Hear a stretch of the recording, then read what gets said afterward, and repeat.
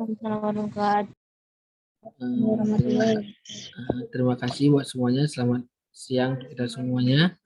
Hari ini kita kembali belajar dengan keperawatan dasar, yaitu tentang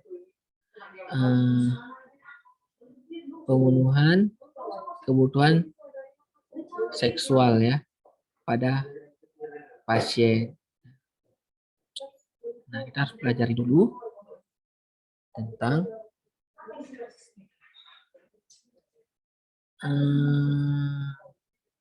kesehatan seksual. Integrasi aspek somatik, emosi, intelektual, dan sosial seksual manusia dalam cara yang positif meningkatkan kepribadian, komunikasi, dan cinta. Nah, ini adalah kesehatan seksual ya. Jadi komponennya ada konsep diri, citra tubuh, intensitas gender, orientasi seksual. Jadi komponen dalam seksual, kesehatan seksual itu utama konsep diri. Bagaimana dengan konsep diri seseorang? Nah, saat melakukan saat dia sakit, bagaimana dengan konsep dirinya? Apakah dia tidak ada niat untuk melakukan kegiatan seksual, atau dia malu dengan kondisinya, atau bagaimana? Sama dengan citra tubuh. Karena mungkin dia karena sakit dia nggak berani lagi, takut. Nah, identitas gender itu sangat diperhatikan. Laki-laki kah dia, perempuan kah dia, atau laki-laki ke laki-lakian atau laki-laki ke perempuanan, itu harus dilihat ya. Nah, orientasi seksual juga harus dilihat. Kayak mana cara orientasi seksualnya, bagaimana caranya melakukan kegiatan, itu harus dikaji betul-betul kita sebagai perawat. Nah, ini ada perkembangan seksual. Jadi dari bayi, rupanya perkembangan seksual itu udah mulai muncul. Dari bayi lahir hingga 18 bulan.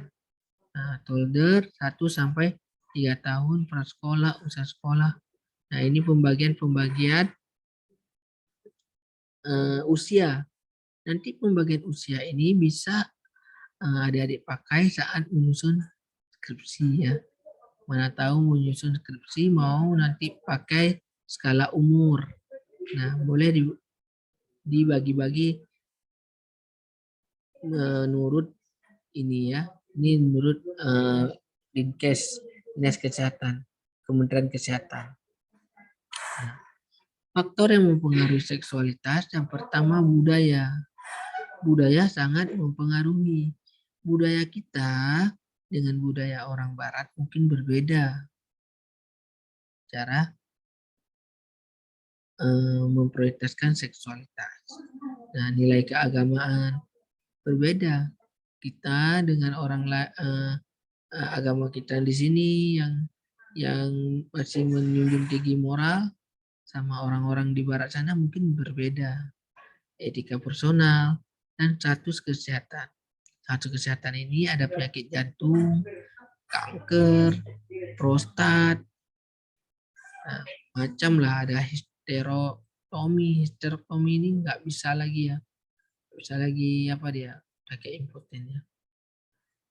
DM pun sama, lama-lama DM dia bisa impoten, cedera, prosedur bedah, penyakit sendinya, nyeri, PLS, beda-beda macam-macam lah. Medikasi ini bisa mempengaruhi seksualitas seseorang. Respon seksual. Respon seksual melibatkan faktor emosi, psikologis, fisik, spiritual individu yang berperan penting dalam kepuasan seksual.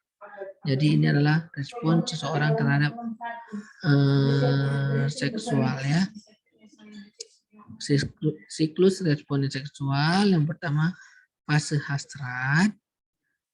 Mana fase hasrat itu adalah fase yang seseorang yang pengen melakukan hasrat seksual. Biasanya sama lawan jenis, sekarang udah ada sama jenis juga udah mulai ada ini sekarang. Nah, fase terangsang atau platea, nah udah mulai ini biasa terangsang akan melakukan hubungan seksual, fase orgasmus biasa puncak saat melakukan hubungan seksual, dan fase resolusi. Fase resolusi ini sudah selesai melakukan seksual, dia biasanya akan lelah dan biasanya tidak bergairah melakukan hal itu lagi dan istirahat biasanya fase resolusi ini. Respon bercinta. Respon bercinta melibatkan faktor emosi, psikologis, fisik, dan spiritual individu yang berperan penting dalam kepuasan seksual. Nah, apa itu? Nah, bagian dari bercinta itu adalah masturbasi, biasanya ini kepada remaja, biasanya udah mulai melakukan ini, masturbasi bagi remaja pria dan wanita biasa udah melakukan seks oral genital dan stimulasi anal. Nah, ini macam-macam orang ya respon bercintanya. Perubahan fungsi seksual, disfungsi pada pria biasanya disfungsi ereksi. Dia tidak mau ereksi. Nah, yang kedua ejakulasi cepat, ejakulasi lama itu biasanya terjadi kepada pria atau kepada laki-laki ya. Kalau disfungsi pada wanita biasanya gangguan gairah seksual yang hipoaktif, dia biasanya tidak tertarik melakukan seksual. Kalau gangguan rangsangan seksual juga biasa terjadi pada wanita.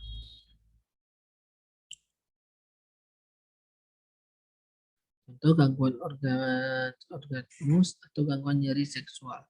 Nah, ini biasanya terjadi ya pada wanita, nggak bisa orgasme atau gangguan nyeri saat melakukan seksual.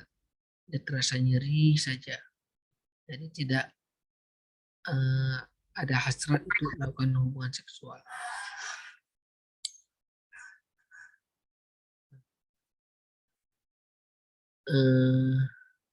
Transgender. Nah, ini jarang kita jumpai, tapi biasanya udah mulai banyak. Merupakan istilah umum yang digunakan untuk mencakup individu yang memiliki identitas gender atau ekspresi gender yang berbeda dari seks anatomi mereka. Nah, misalnya dia terlahir sebagai pria, pengen jadi wanita. Dan terlahir sebagai wanita, pengen jadi pria. Sehingga mereka melakukan transgender, merubah pola kodratnya. Nah, yang biasanya laki-laki sukanya pada perempuan, nih laki-laki sukanya pada laki-laki. Perempuan biasanya suka pada laki-laki, begitu juga berubah. Perempuan berubah menjadi suka pada perempuan, jadi suka sesama jenis jadinya.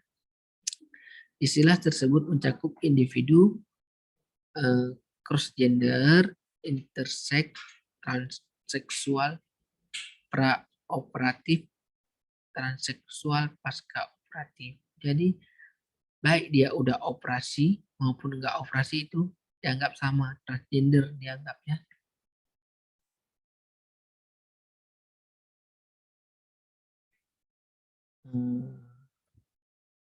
Oke, hanya itu saya rasa dari perkuliahan kita ini.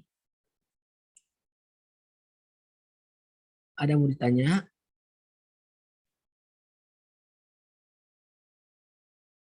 Atau ada yang mau curhat di sini? Mungkin ada hal-hal yang memang perlu kita diskusikan. Tidak masalah.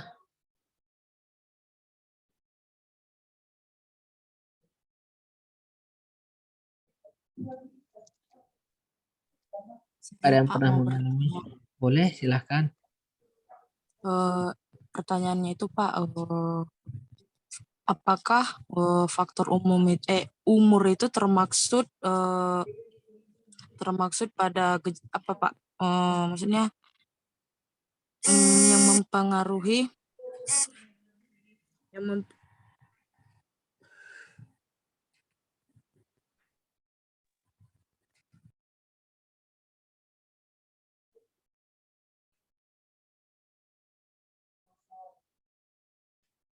Coba diulangi, Vincent. Nggak terdengar suaranya.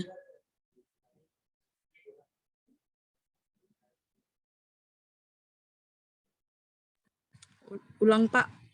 Ya, silakan. Pertanyaan itu Pak, apakah umur itu termasuk faktor yang mempengaruhi seseorang kehilangan gairah seksualnya Pak? Nah, yang mempengaruhi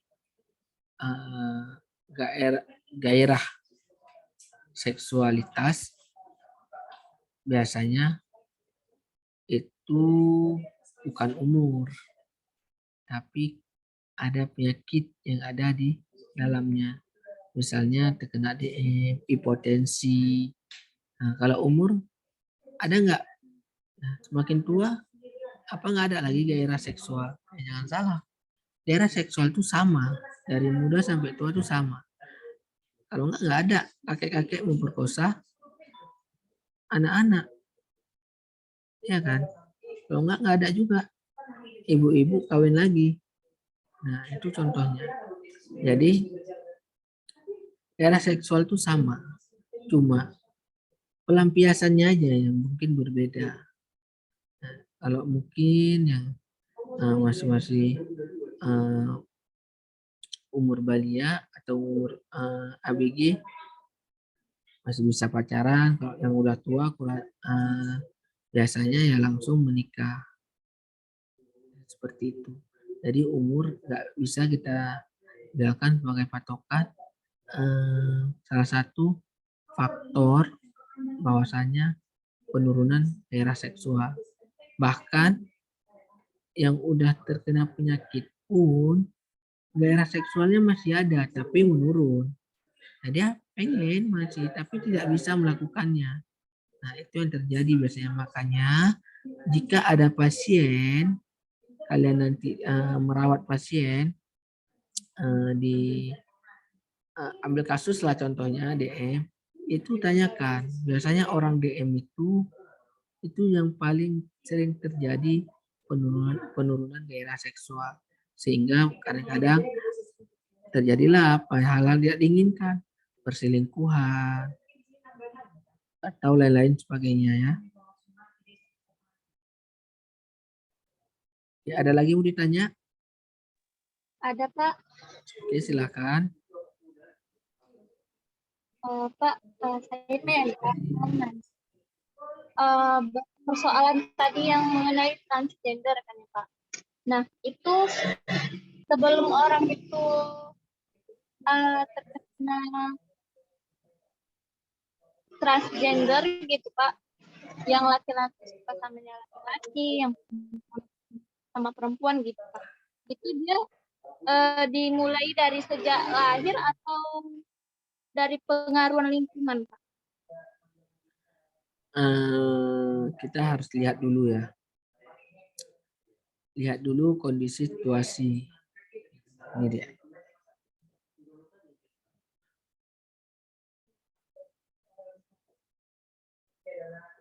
Ya, transgender tadi ya.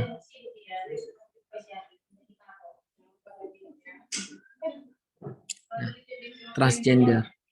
Nah, biasanya terjadi kenapa? Hal yang paling sering terjadi itu karena pergaulan. Yang kedua, kurang kasih sayang sama orang tua. Biasanya terjadi gini, orang tuanya pengen anak perempuan, tapi yang lahir anak laki-laki. Sehingga semua yang dikasih kepada anaknya itu seperti anak perempuan dibuatnya, contoh seperti itu. Atau yang lain-lain kakaknya perempuan semuanya. Dia laki-laki sendiri sehingga dia mengikuti gaya dari kakaknya. Itu biasanya pergaulan di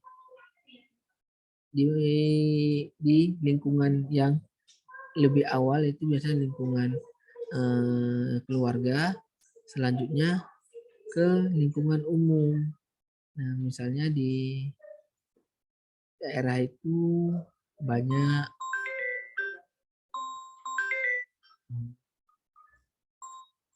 banyak misalnya ya, hal-hal yang kayak gitu sehingga dia senang pas dia joget-joget kayak perempuan, banyak orang yang tertawa, orang bahagia sama dia sehingga oh kayak gini lah berarti jati diriku.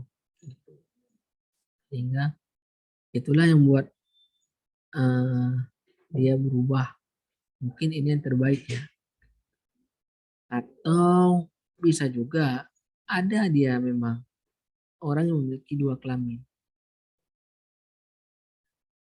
Dia memiliki vagina dan memiliki penis. Tapi biasanya dilihat mana lebih dominan. Kalau emang dominannya ke vagina, dia biasanya akan melakukan operasi untuk transgender ke perempuan. Itu ada, tapi jarang. Kok sekarang banyak transgender yang nggak jelas ya. Yang memang dia laki-laki tapi pengen jadi perempuan yang banyak. Ya, jadi kalau untuk mengantisipasi ini, rubah sikap karakter anak mulai dari keluarga atau dari rumah. Anak laki-laki lebih baik bergaul sesama laki-laki. Jadi jangan anak laki-laki banyak bergaul sama teman-teman yang perempuan. Sehingga dia akan terbawa biasanya. Terbawa arus. Ini kawannya perempuan semua, mainnya Barbie semuanya ikut. Namanya juga anak-anak tak tahu. Sama kayak anak perempuan. Mainnya sama anak laki-laki semuanya. Main tembak-tembakan semuanya. Ya ikut terbawa arus. Namanya juga anak-anak tanpa ada pantauan dari orang tua. Ya ada lagi? Pak, boleh nanya lagi, Pak? Boleh silakan. Yang apa juga, Pak? Mengenai transgender tadi, Pak. Ya Kan silakan. begini kan di Indonesia juga termasuk ini nih, Pak. Tingkat transgendernya juga banyak kan, Pak, di negara-negara yang apa juga banyak tuh kan, Pak. Jadi orang itu ada yang melakukan pernikahan sesama jenis gitu, Pak. Maupun laki-laki ataupun perempuan. Nah, kalau dampak dari orang itu melakukan ibaratnya pernikahan itu kan dia selalu melakukan hubungan seks itu kan. Jadi dampak negatifnya itu buat orang itu seperti apa, Pak? Penyakitnya atau yang ditimbulkan dari perbuatan mereka itu, Pak? Nah, kalau dia melakukan dengan satu orang, biasanya penyakit hubungan seksual itu nggak ada. Tapi kalau dia berganti-ganti pasangan, itu yang mengakibatkan biasanya terjadi HIV/AIDS atau lain-lain. Tapi kalau kalau dia melakukan lewat anal, biasanya dia akan rusak granulus yang ada di anal. Biasanya rusak dia cincin anal itu nggak bisa elastis sehingga mudah terjadi hemoroid, kanker anal, macam-macam lah. Nah, kalau perempuan pun biasanya seperti itu. Mereka akan melakukan dengan menggunakan alat. Nah, yang lesbi biasanya mereka menggunakan alat karena kan nggak menggunakan tangan ya nggak mungkin. Biasanya mereka akan membeli alatnya dan melakukan hubungan seksual dengan alat tersebut. Nah, kalau alat itu biasanya dia akan jarang dia itu yang lembut seperti yang daging aslinya. Jadi biasanya agak lebih keras sehingga terjadi perdarahan dan macam-macam.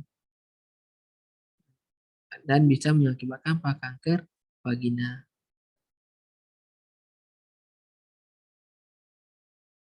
Oke, ada lagi mau ditanya?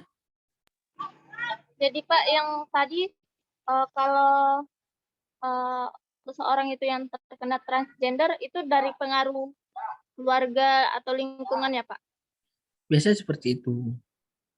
Nah, ada yang awalnya dari keluarga tidak ada, lingkungan tidak ada karena tersakiti terus nih. Misalnya nih, si Irma nih pacaran tersakiti terus nih. Jadi dia sampai nggak suka nih sama laki-laki. Ya udah aku perempuan aja lah. lebih nyaman rasanya. Dan seperti itu banyak faktor. Tapi yang memang faktor yang paling sering dan paling banyak itu pergaulan.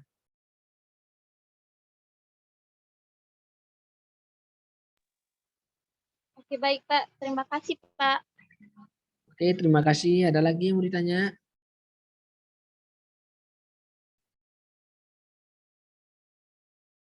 Ada lagi yang mau kita diskusikan?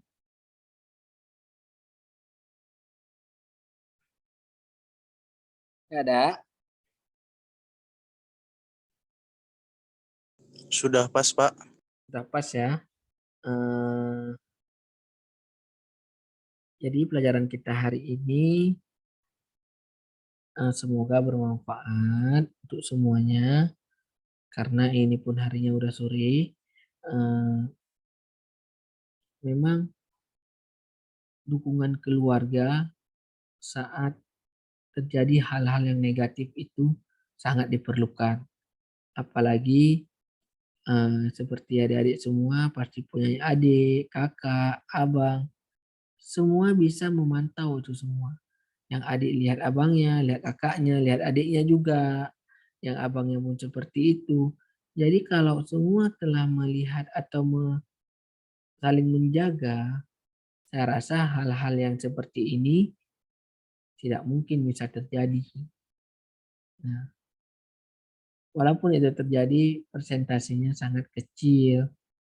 Jadi lihat-lihat kondisi adik-adiknya di rumah. Kalau tengok ini cewek, ini cowok kok mainnya cewek terus. Nah itu udah bisa tuh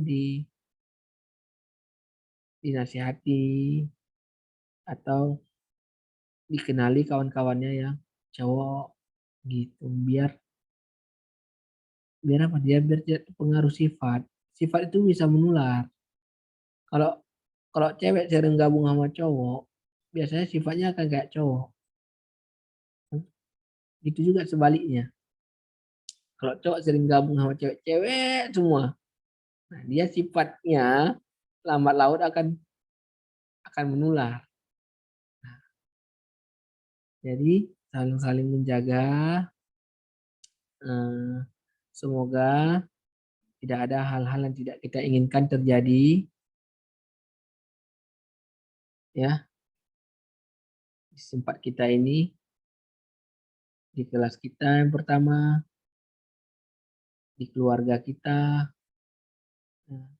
biar semuanya normal-normal aja. Biar gak usah yang abnormal. Yang normal-normal aja lah hidup ini. Kalau abnormal susah nanti. Ya. Oke. Kalau tidak ada pertanyaan lagi, saya akhiri. Tidak ada lagi yang bertanya kan? Ada Pak. Pak. Oke, saya akhiri. Assalamualaikum warahmatullahi wabarakatuh. Selamat sore buat kita semuanya. Waalaikumsalam warahmatullahi wabarakatuh. Terima kasih, Pak. Waalaikumsalam warahmatullahi wabarakatuh, Pak. Terima kasih juga, Pak. Selamat sore juga, Pak. Yuk.